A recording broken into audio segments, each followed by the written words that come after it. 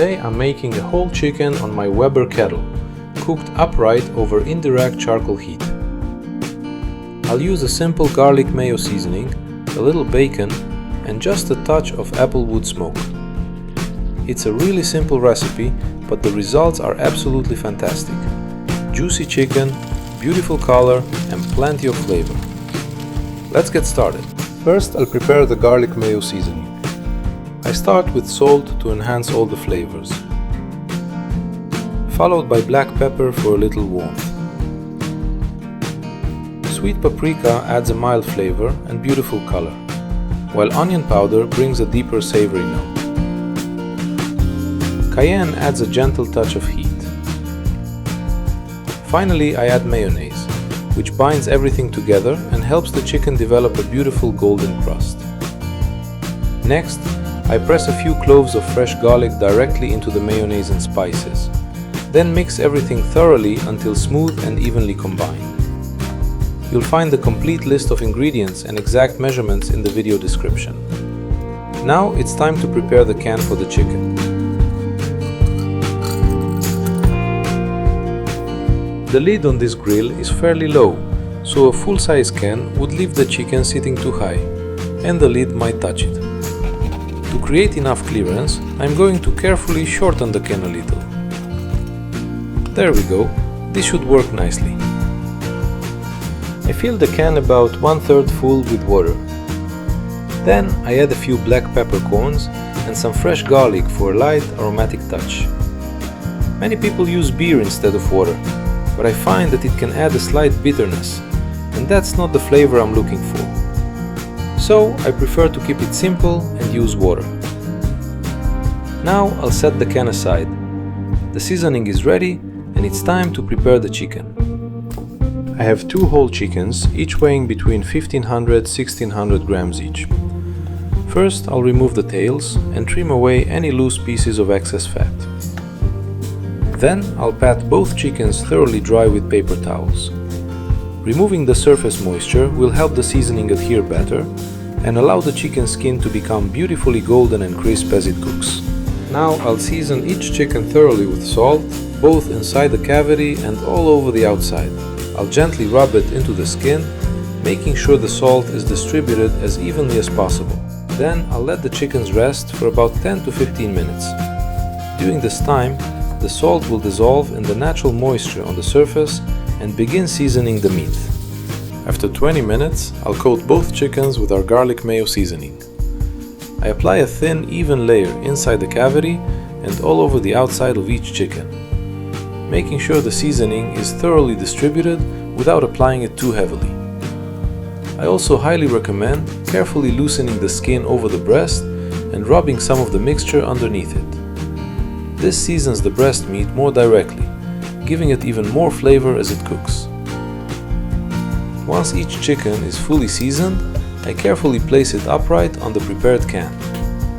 Then I insert a meat thermometer into the thickest part of the breast, making sure the probe is not touching any bone.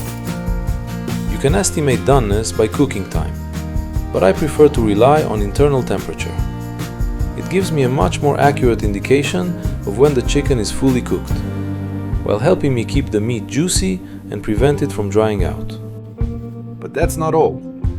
To keep the top of each chicken from becoming too dark or burning, I cover it with a few strips of bacon. As the bacon cooks, its flavorful fat slowly runs over the chicken, adding even more aroma and helping protect the top from the direct heat. And there's another delicious bonus: perfectly grilled bacon. Crispy, smoky, and absolutely delicious. Honestly, it's worth doing for the bacon alone. I let the chickens rest for another 10 to 15 minutes, giving the seasoning time to settle and adhere to the surface. Meanwhile, I'll get the grill started. For this cook, I'm using natural charcoal briquettes rather than lump charcoal. Briquettes provide a steadier, more consistent heat and burn for a longer period of time. That makes the cooking temperature much easier to control, which is especially important when roasting whole chickens. I also place a pan of water in the center of the grill between the 2 charcoal baskets, I'm also adding a small handful of Applewood chips to the briquettes to give the chicken a special aroma. This isn't a full smoking session, but a small amount of Applewood will add a light, pleasant smoky flavor without overpowering the chicken. Once the grill temperature reaches between 350 and 375 degrees Fahrenheit, I place the chickens in the center of the grill and begin cooking. After about 30 to 40 minutes, remove the bacon so the chicken skin can brown and crisp. Bacon, that's the cook's snack.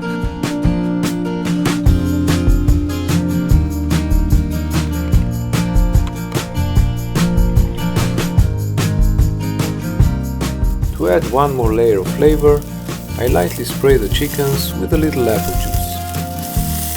I use only a small amount, just enough for the natural sugars to gently caramelize on the surface without making it overly sweet.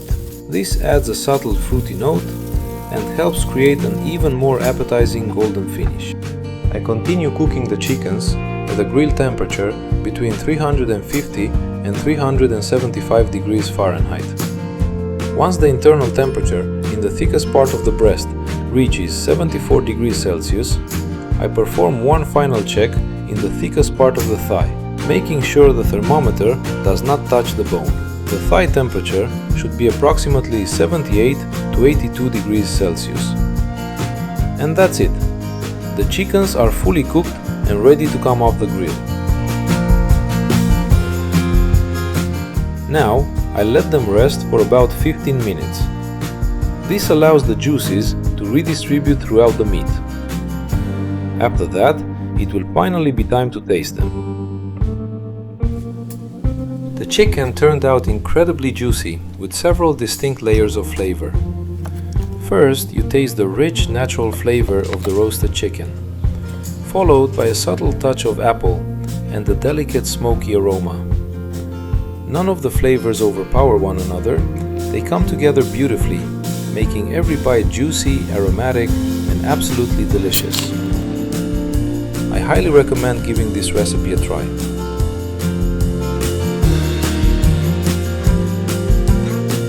If you enjoyed this video, please leave a like and subscribe to the channel for more homemade meat recipes and cooking videos. Thanks for watching, and I'll see you in the next video.